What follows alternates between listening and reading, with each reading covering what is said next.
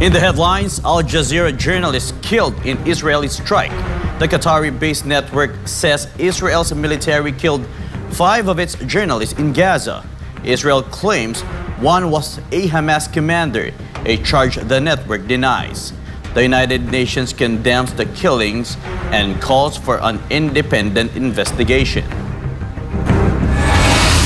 In Washington, Liberation Day, President Donald Trump declares a public safety emergency in the District of Columbia, orders a federal takeover of the Washington's police force, and pledges a tougher crackdown on crime. Trump is also delaying new tariffs on China. The U.S. president extends a tariff truce with Beijing for 90 days, pushing a planned hike to mid-November as tensions over trade and Russian oil purchases persist. In the Philippines, a flood control scam. Baguio's mayor says he's ready to name lawmakers allegedly profiting from questionable projects if Congress meets his condition. The UN is demanding justice in Syria, calling for accountability over last month's deadly shooting inside a hospital in the south. I'm Franco Baranda. Newsline World starts now.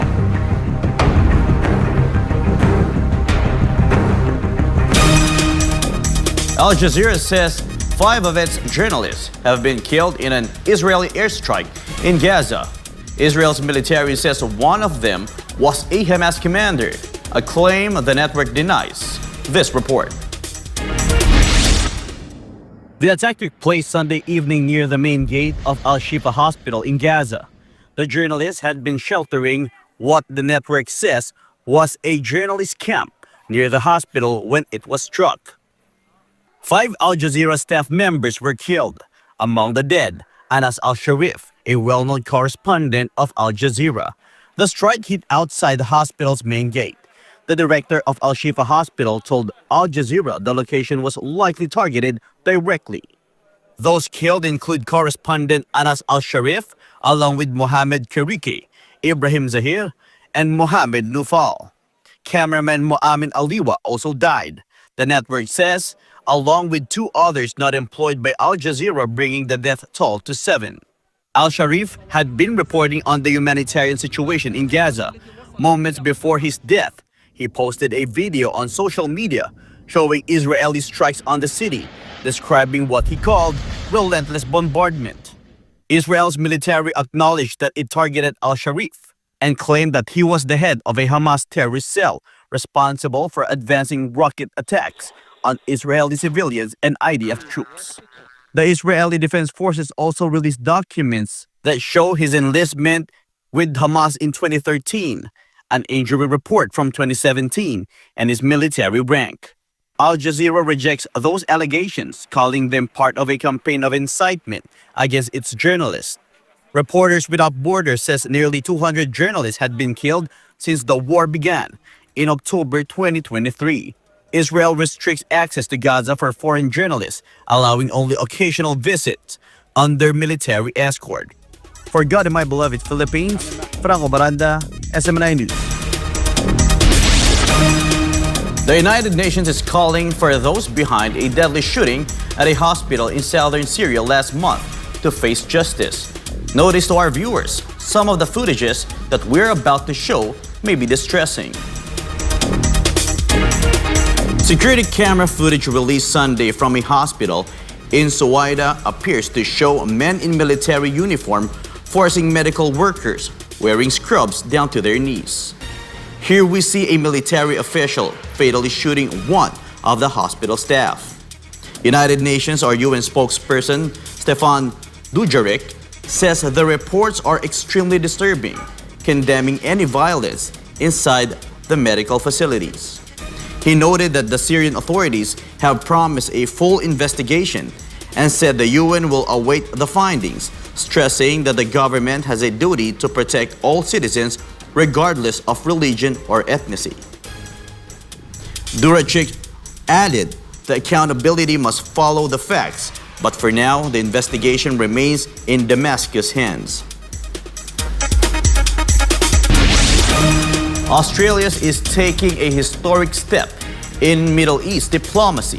Prime Minister Anthony Albanese says the country will formally recognize the State of Palestine at the United Nations General Assembly next month. Joy Tabanao reports.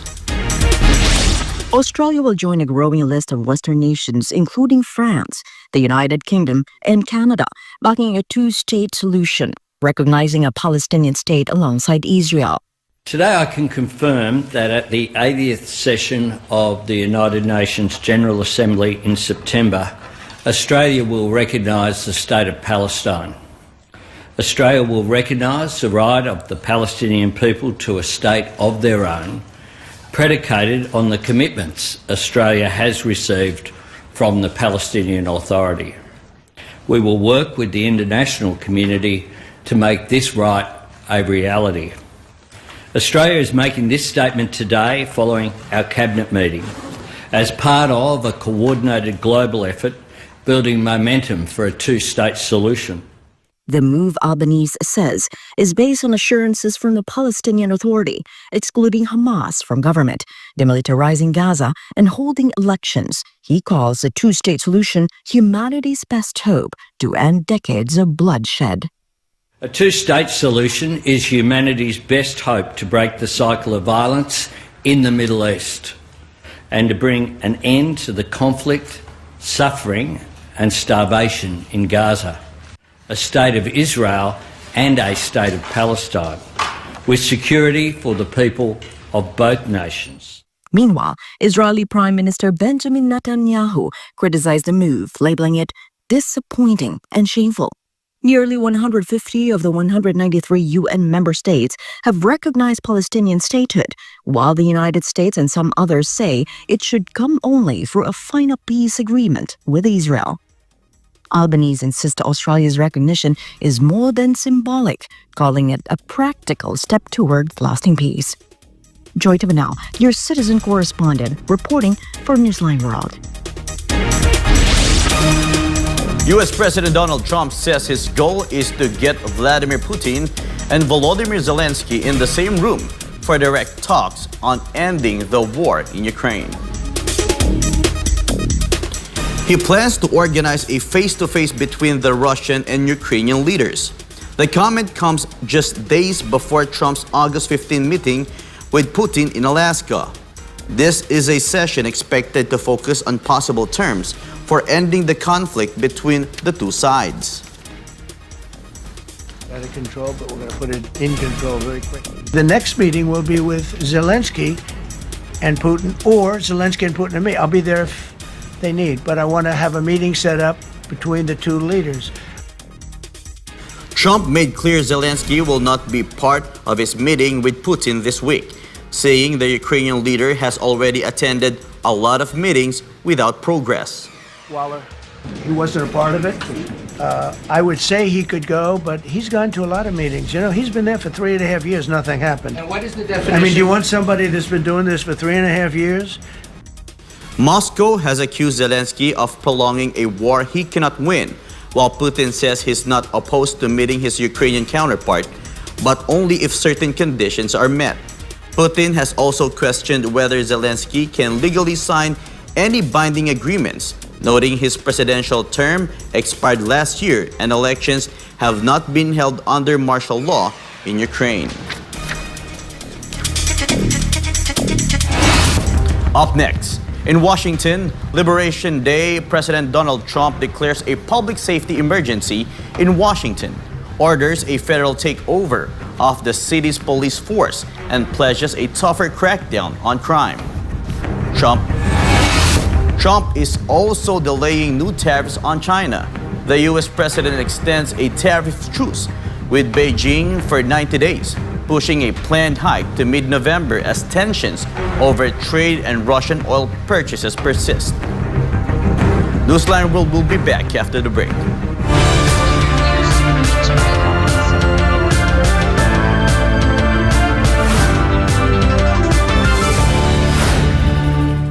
Matunog ngayon ang salitang impeachment sa Pilipinas dahil sa nakambang impeachment trial kay Vice President Sara Duterte.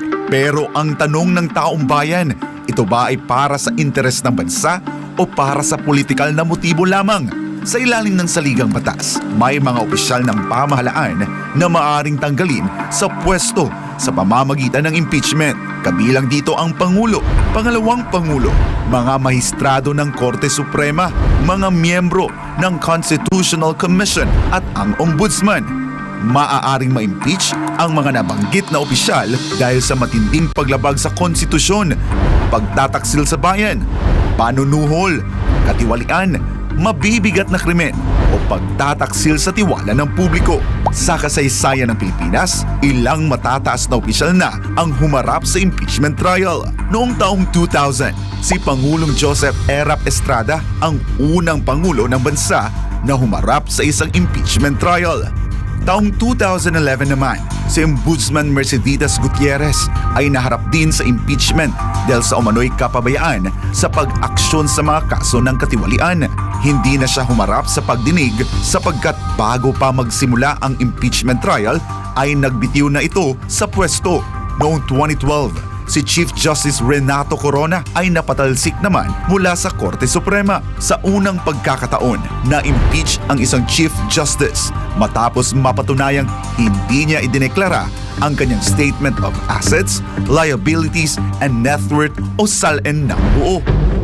Ano nga ba ang proseso ng pag-impeach sa isang mataas na opisyal batay sa konstitusyon? Maaaring magsampa ng reklamo ang isang miyembro ng Kongreso o isang mamamayan basta may sumusuportang kongresista. Kapag 1/3 ng mga miyembro ng Kamara ang sumang-ayon, tuloy na agad ang proseso ng impeachment sa Senado. Sa sandaling maaprubahan ito ng House of Representatives, binubuo na ang Articles of Impeachment, isang dokumento na naglalaman ng mga aligasyon o batayan para sa impeachment. Pero tandaan, walang impeachment proceedings na maaaring isampa laban sa parehong opisyal ng higit sa isang beses sa loob ng isang taon. Ang Senado naman ang magsisilbing impeachment court kapag ang Pangulo ang nililitis, ang punong mahistrado ang namumuno, ngunit hindi bumoboto. 2/3 ng mga senador ang kailangan para hatulan ang opisyal. Anong parusa? Pagkakatanggal sa pwesto at diskwalifikasyon na makabalik sa gobyerno. Ang impeachment ay hindi simpleng usapin sa politika. Isa itong seryosong proseso na maaaring makaapekto sa kinabukasan ng bansa. Kaya sa panahong puno ng ingay at intriga, kinakailangan nating maging mapanuri, patas at maging makabayan. Bantayan natin ang katotohanan, pumanig tayo sa hustisya at higit sa lahat, unahin natin ang interes ng sambayanang Pilipino.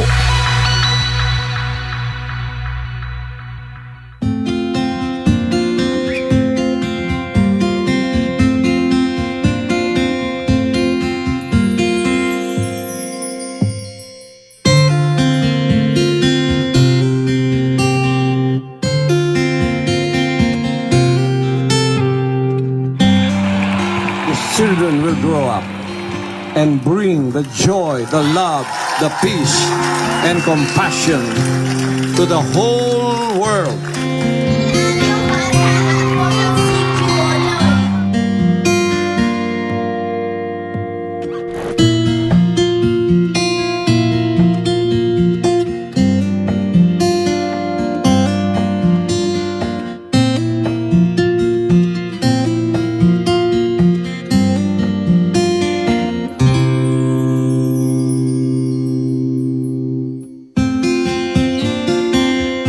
We only have one planet.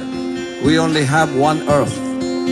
And I hope that this new generation of children that we have reached out will become millions and billions and bring peace on Earth. Bring peace to humanity.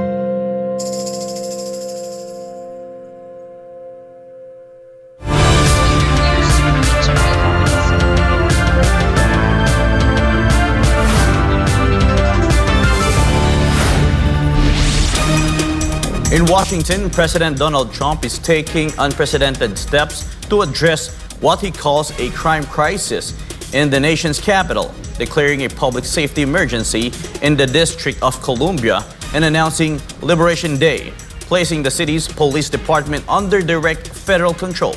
Valdivia Gracia has the latest. President Donald Trump made the announcement during a media briefing on Monday, invoking Section 740 of the District of Columbia Home Rule Act, a move that shifts command of the Metropolitan Police Department from city officials to the federal government. This is Liberation Day in D.C., and we're going to take our capital back. I'm officially invoking Section 740 and placing the D.C. Metropolitan Police Department under direct federal control, and you'll be meeting the people that will be directly involved with that.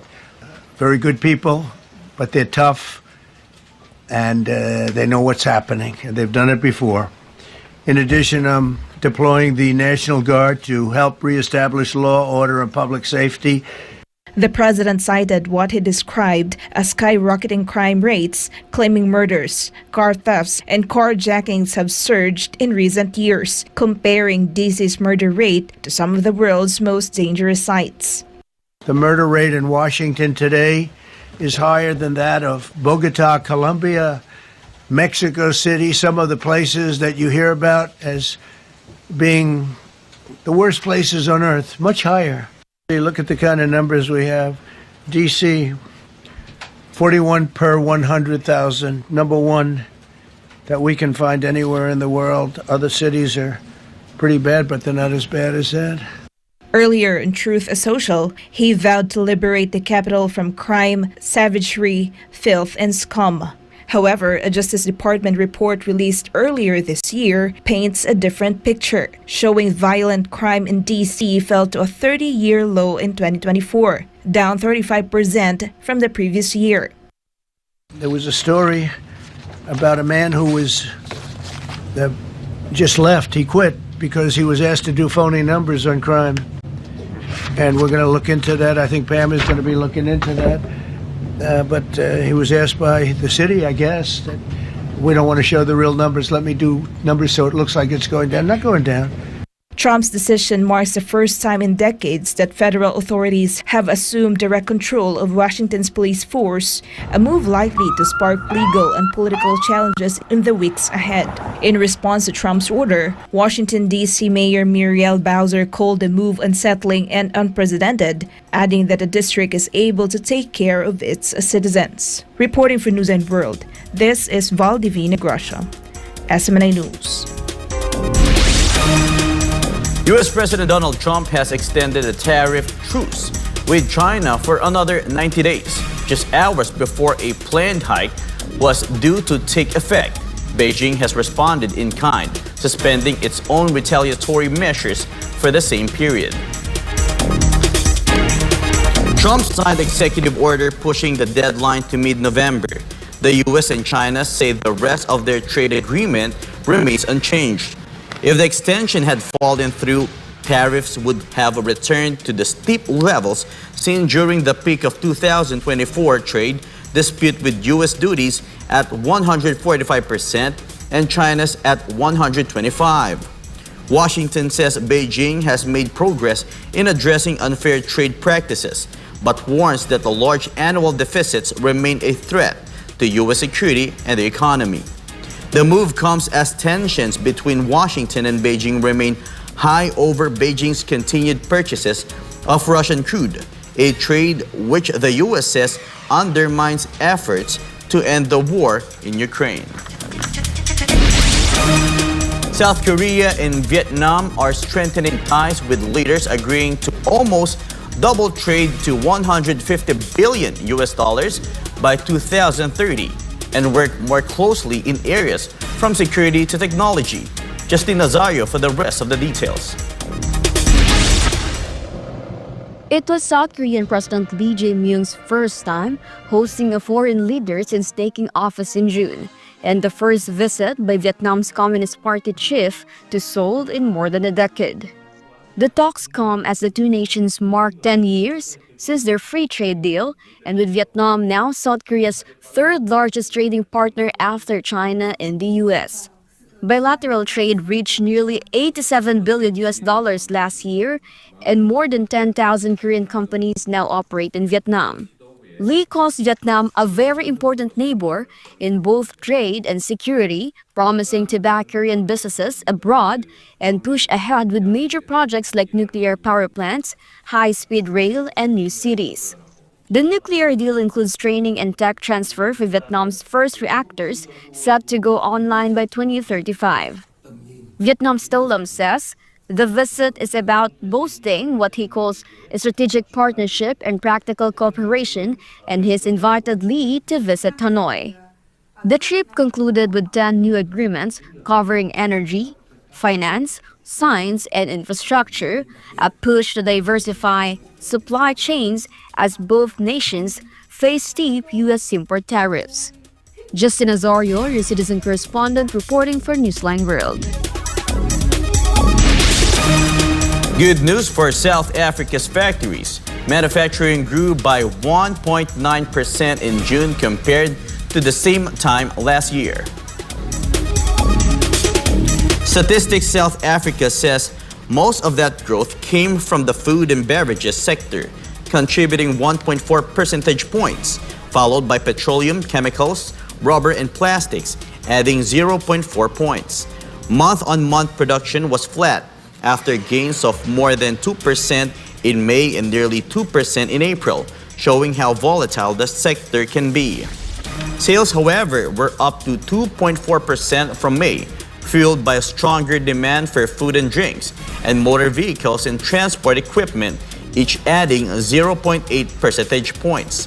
Analysts say they'll be watching closely to see whether that rising demand will keep production moving forward in months ahead. Coming up, in France, devastation after the country's worst wildfire in 70 years, fanned by heat waves. Residents are returning to what's left of their homes and business after the blaze scorched thousands of hectares. The United Nations condemns the Al Jazeera journalist killings and calls for an independent investigation. Israel claims one was a Hamas commander, a charge the network denies. And a celebration of culture and unity in Japan. The Kingdom of Jesus Christ 2025 summer camp, bringing Filipinos and friends together for Thanksgiving performances.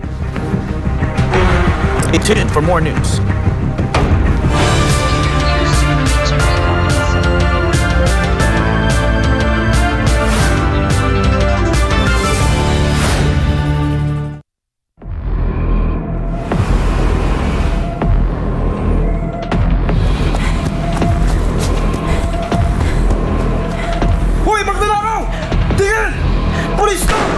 Hala, magnanakaw! Magnanakaw! Magnanakaw! Uy, magnanakaw!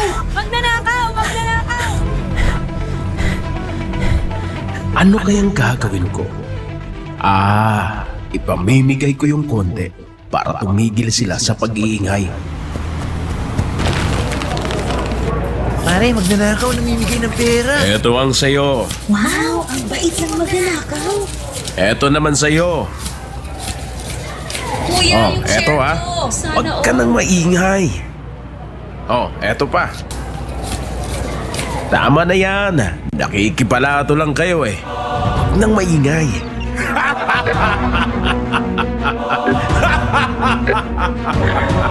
Diba? Konti lang pinamigay ko, mabait na ako. Tahimik na sila. Easy. Ngayon, pwede ko na tong suluhin. Masaya ang mga tao, pero tama po ba ito? Di po ba ang nakikinabang sa magnanakaw ay kasabwat ng magnanakaw?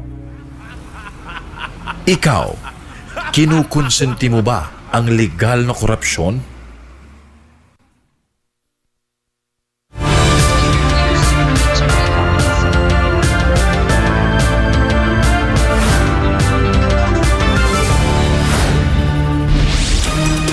The United Nations has condemned the killing of 6 Palestinian journalists in an Israeli airstrike on Gaza City on the 10th of August, calling for an independent and impartial investigation. The UN says at least 242 journalists have been killed in Gaza since the war began. More on this report from Almar Forzuelo. The UN Secretary General's spokesperson, Stefan Dujarric, described the latest killings as a stark reminder of the extreme dangers journalists face in conflict zones. Journalists and media workers must be respected, they must be protected, and they must be allowed to carry out their work freely, free from fear and free from harassment. The airstrike killed Al Jazeera journalist Anas Al-Sharif, Mohammed Kirke, Ibrahim Zahir, Mohammed Nofal, and Mohammed Aliwa. Israel admitted targeting Al-Sharif, accusing him of leading a Hamas cell, allegations he had previously denied, insisting his only role was to report the truth from the ground without bias. Dujarric stressed that accountability for such acts is essential, though often delayed in times of war. Accountability tragically takes time, especially in conflict, but accountability needs to happen. But there will need to be accountability for what happened. When pressed on whether killing journalists constitutes a war crime under the Geneva Conventions, Dujarric said the conventions are clear. They must always be respected and called for personal accountability for perpetrators. The incident comes amid an expanded Israeli military offensive in Gaza, following a decision by Israel's Security Cabinet to take full control of Gaza City. The conflict began after Hamas launched a deadly attack on southern Israel on October 7, 2023, killing more than 1,100 people and taking over 200 hostages. The ensuing Israeli military campaign has killed more than 61,000 people in Gaza, according to Palestinian authorities. The UN says journalists remain vital to documenting the realities on the ground, especially when conflicting claims come from both sides. The only way for people to actually know what is going on the ground is for journalists to be able to do their work freely. Dujarric confirmed Secretary General Antonio Guterres has not been allowed to enter Gaza, with the closest access point reached being Rafah. For God and my beloved Philippines, Almar Forzuelo, SMNI News. A powerful explosion has struck one of America's largest steel facilities, leaving at least one person dead and many others injured. The blast ripped through the U.S. Steel Clairton Coke Works plant south of Pittsburgh on Monday. Footage from the scene shows a sudden flash, followed by thick black smoke billowing into the sky. Authorities say dozens were hurt or trapped under debris, and 2 workers remain unaccounted for. Emergency crew are on site searching the wreckage and assisting the injured. The facility, which employs several thousand people, is a key player in North America's steelmaking industry. Officials have yet to confirm the cause of the explosion, and investigations are underway. The plant's operators and local authorities say workers' safety remains the priority as rescue efforts continue. Days after France's worst wildfire in more than 70 years, residents of Fonjoncos are returning to what's left of their homes and business.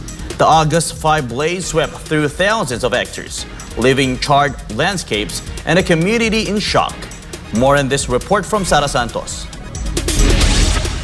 The fire, which burned through 16,000 hectares in just 24 hours, is now under control. But in its wake, it has left destroyed homes, blackened tree skeletons, and hillsides stripped bare. Authorities say over 2,000 firefighters were mobilized to battle the flames, which consumed woodland, vineyards, and farmland during the height of the tourist season. At least one person was killed and hundreds were forced to evacuate. Among those returning is celebrated French chef Gilles Goujon, owner of the 3 Michelin star restaurant L'Auberge de Vieux-Puy, whose building was spared. Folie. J'ai appelé l'auberge, j'ai appelé les enfants qui étaient là, ils étaient là, pour savoir un peu comment on était. Puis au bout d'un moment, j'ai mon fils qui me montre les images du voisin, là, qui était derrière le champ qui était en train de brûler, il était devant. Des flammes de je sais pas dire, mais dans son téléphone, j'ai l'impression que vous avez au moins 30 mètres, c'était énorme. Et là, je lui ai dit, écoutez, mais il n'y a personne qui vous a dit de... J'ai dit, tu sais quoi, ramassez vos affaires et il faut partir. Là, quand je suis arrivé, la première des choses, d'abord, c'est l'auberge, quoi. L'auberge, elle est intacte. Et là, on monte, et je découvre ça. Et plus j'avance, plus je vois. Et là, ouais, c'est dur. C'est dur. C'est tellement... Non, oui, même là, 4 jours plus tard, je ne toujours pas les mots tristes. Mon triste, je sais pas. Enfin, voilà. While Gujon's restaurant stands untouched, many of his neighbors face the daunting task of rebuilding from ashes. Recovery teams are assessing the full extent of the damage, and environmental experts warn it could take decades for the forested hills to recover. Officials say the investigation into the cause of the blaze is ongoing, but for Fonjon Couz, the focus now is on helping residents rebuild and come to terms with the scale of the loss. Reporting, Sarah Santos, SMNI News. Japan is once again pushing for the end of South Korea's ban on seafood imports from Fukushima and 7 other prefectures, a restriction that's been in place for more than a decade following the 2011 nuclear disaster. More of this report live from Gai Saito in Japan. Yes, Franco, Japan's Agriculture Minister Shinjiro Koizumi made the appeal in a rare face-to-face meeting with South Korea's Foreign Minister Cho Yoon in Seoul. The talks also touched on trade, security and closer ties as both nations mark 60 years of diplomatic relations. Japan's Agriculture Ministry says Koizumi stressed the safety of Japanese seafood and called for the ban to be lifted. The measure in place since 2013 targets seafood from areas near the Fukushima Daiichi plant, citing radiation concerns. Koizumi pointed out that many South Korean tourists eat Japanese seafood during their visits, saying this proves confidence in its safety has returned. The meeting took place on the sidelines of the APEC Food Security Ministerial in Incheon, along with a rare three-way meeting with China's agriculture chief, the first in 7 years. Officials say the talks are part of efforts to build future-oriented ties between Seoul and Tokyo, and later this month, South Korea's president will be heading to Japan for a summit with Prime Minister Shigeru Ishiba. And that's the latest news so far, Franco.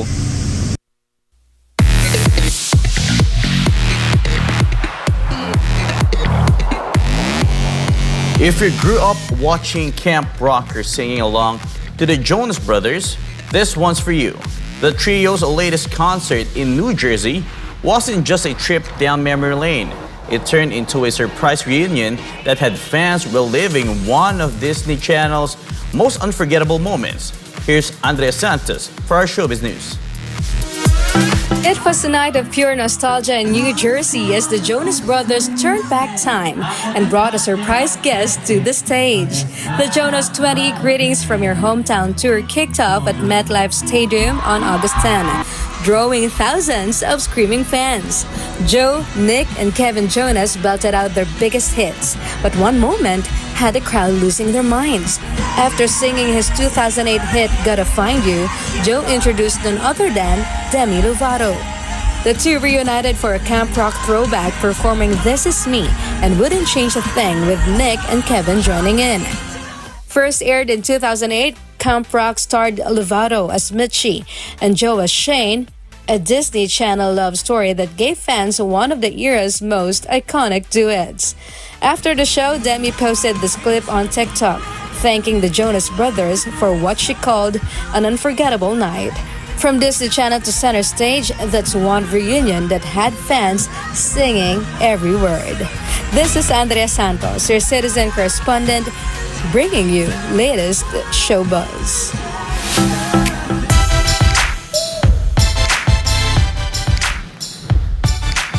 And now, sports with a touch of showbiz. From scoring goals on the pitch to scoring one in love, Cristiano Ronaldo has taken his relationship to the next level. The football superstar and the longtime partner, Georgina Rodriguez, are officially engaged. And the announcement has fans going crazy for more than just the size of that ring. This story from Carlo de la Peña. After nearly 8 years together, football legend Cristiano Ronaldo has popped the question. The Portuguese superstar is officially engaged to longtime girlfriend Argentine-Spanish model Georgina Rodriguez. The couple, together since 2016, are raising a blended family of 5 kids. Their love story began in Madrid when Ronaldo walked into the Gucci store where Georgina worked as a sales assistant. And now, they're making headlines for more than romance. Georgina announced the big news on Instagram, showing off a massive oval-cut diamond ring resting on Ronaldo's hand. Experts say that rock could weigh up to 20 carats and carry a price tag between $2 and $5 million US. But for fans, the real question is, when is the wedding? That date is shaping up to be one of the most talked about events in both the sports and celebrity world. Reporting for Newsline World, Carlo de la Peña, SMNI News. Of Jesus Christ in Japan drew praise from the Filipino community, highlighted by the successful 2025 summer camp and a special Thanksgiving presentation. Ivy Estilo reports from Kanagawa. From cultural dances to heartfelt songs of praise, the spirit of unity was alive at the 2025 summer camp of KOJC in Japan, attended by Filipinos and friends from various places.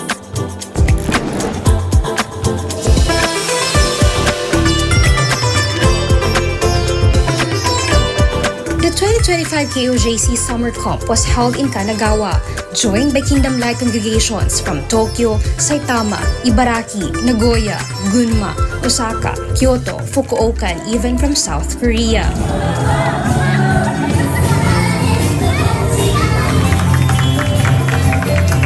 It featured cultural dances from the Philippines, Japan, and South Korea.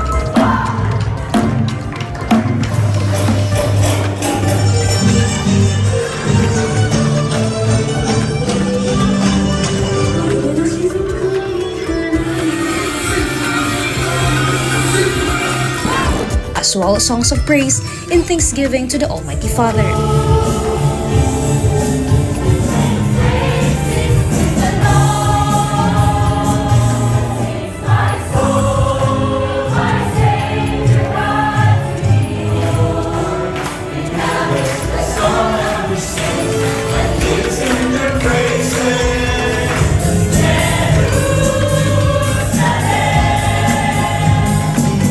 This year's summer camp was special as it was the first time the Filipino community or Philcom in Japan joined the event.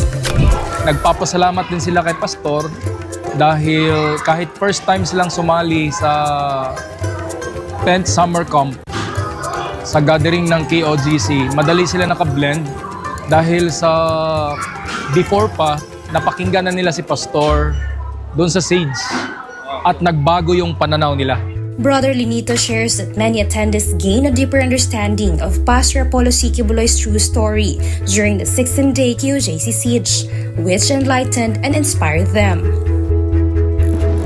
The Filipino community in Japan also admires Pastor Kibuloy's vision for the Philippines, actively supporting his campaign during the 2025 elections. That is why they continue to attend every KOJC gathering. Kahit anong kultura pa, kung saan ka pagaling, Bisaya ka man, Tagalog ka man, o Japanese ka man, o Korean ka man. Kaya yung team natin, nag-represent din yun sa lahat ng mga presentation na ginawa ng summer camp. Kaya merong culture dance ng Korea, ng Japan, at ng Pilipinas. So pinagbuklod. Aside from the summer camp, KOJC Japan also held a special Thanksgiving and worship presentation to thank the Almighty Father for His continued guidance and their mission in the land of the rising sun. Filipino attendees joined and worship, lifting prayers for Pastor Kibuloy's strength amid ongoing challenges. Here are the messages of gratitude to the good pastor. At ako'y nagpapasalamat, lalong-lalo na sa pagbibigay ng pagkakataon na maging kabahagi kami ng iyong pagbibigay ng kaliwanagan. At ito ay nagpapatunay lamang na dapat mong ipagpatuloy ang iyong gawain at ito ay dapat halintunaran ng bawat Pilipino o buong sambayan ng Pilipino.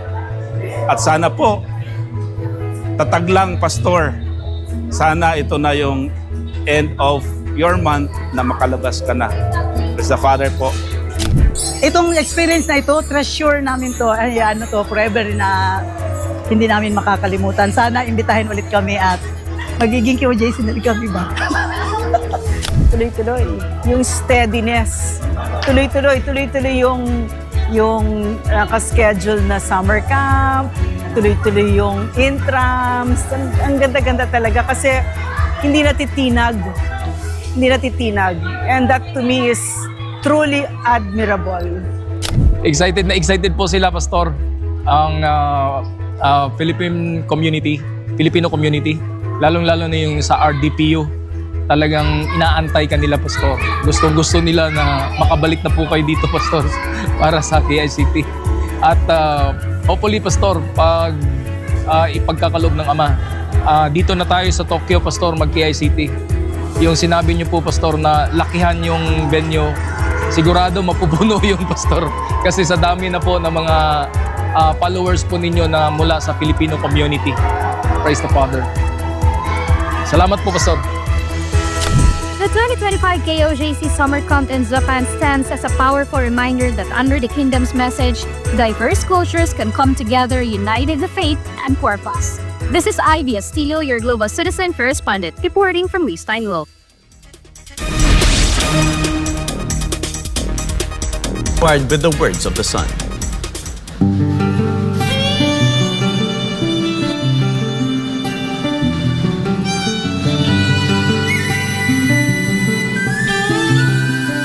When we love, we do not love in words, but in deeds.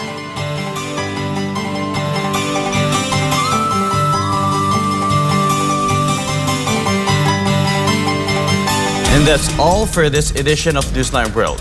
For God and my beloved country, the Philippines, I am Franco Baranda. Thank you for watching. Goodbye.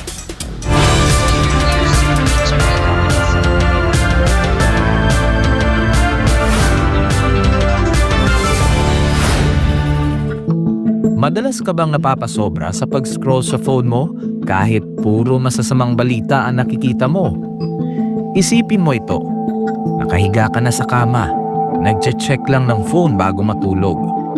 Tapos, hindi mo namalayan, ilang oras ka na palang nagbabasa at nanonood ng mga balita tungkol sa digmaan, sakuna, politika, at lahat ng masasamang nangyayari sa mundo. Nakakaramdam ka na ng kaba at pagod. Pero tuloy mo pa rin ang scroll mo. Ang tawag dyan ay doom scrolling. Ito ang habit ng paulit-ulit na pagtingin sa mga negatibo o nakakadepress na content tulad ng digmaan, krimen o problema sa mundo. Nakaka-stress pero hindi mo pa rin mapigilan. Sa isang pag-aaral ng Texas Tech University, ang sobrang konsumo ng masasamang balita ay nauugnay sa pagtaas ng stress, anxiety at pisikal na sintomas gaya ng pagkapagod at sakit ng ulo.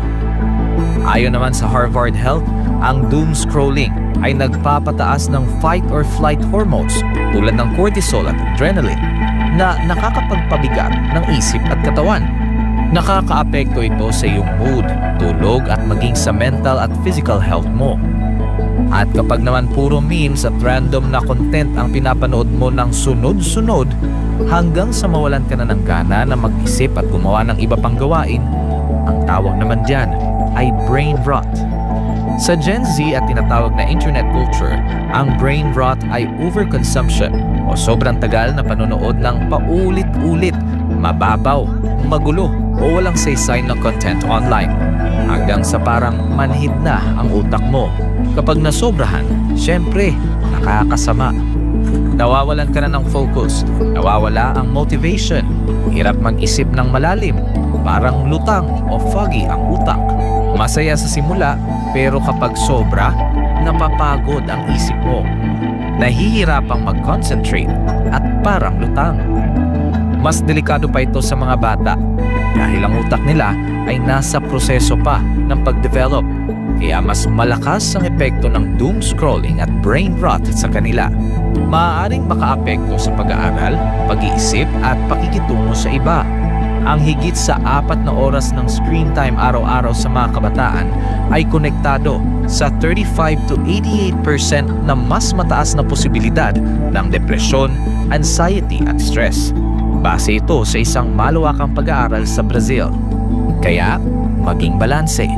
Magpahinga sa screen, magbasa, makipagkwentuhan, Magdasal. Maging present lagi. Alagaan ang iyong isipan. Kung anong itinatanim sa isipan mo, yun ang lalago.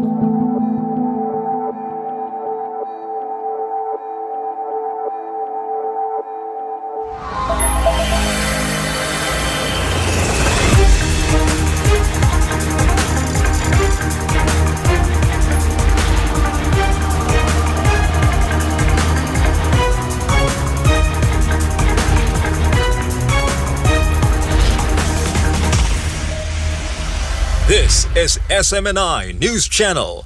Truth that matters.